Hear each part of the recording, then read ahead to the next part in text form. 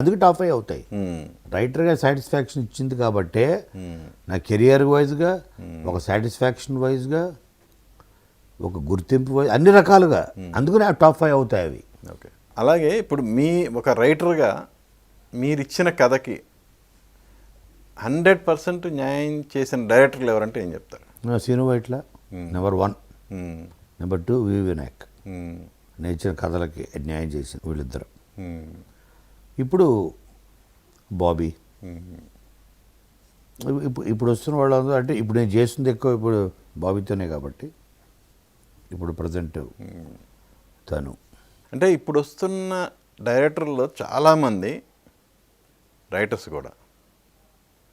So అది ఒక విధంగా రైటర్స్కి అవకాశాలు తగ్గిపోవటానికి ఒక రీజన్ అనుకోవచ్చా? అదేం లేదండి. ఇప్పుడు నేను ఎక్కువ స్క్రీన్ ప్లే సైడ్ వెళ్ళా. ఇప్పుడు కథలు తగ్గించి కథ కన్నా screen play is more important.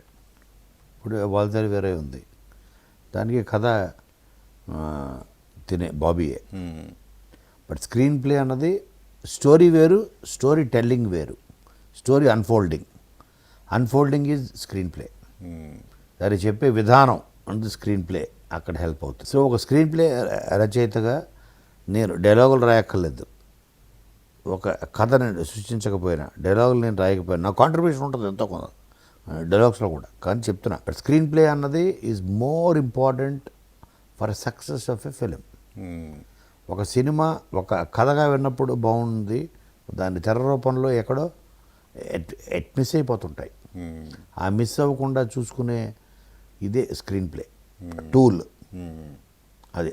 So అక్కడ ఎక్కువ నేను ఐఎమ్ ఫోకసింగ్. కాబట్టి రైటర్స్గా వాళ్ళు ఆ కథ రాయొచ్చు, డైలాగ్స్ రాసుకోవచ్చు, వాళ్ళు ఏమైనా రాసుకోవచ్చు రైటర్లుగా వాళ్ళు ఆ డైరెక్టర్స్.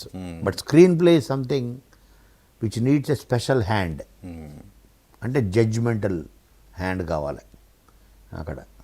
నేను దానివైపు ఎక్కువ ఇప్పుడు నేను ఫోకస్ చేస్తున్నా, ఎక్కువ అవి స్క్రీన్ ప్లే చేస్తున్నా. ఒక రైటర్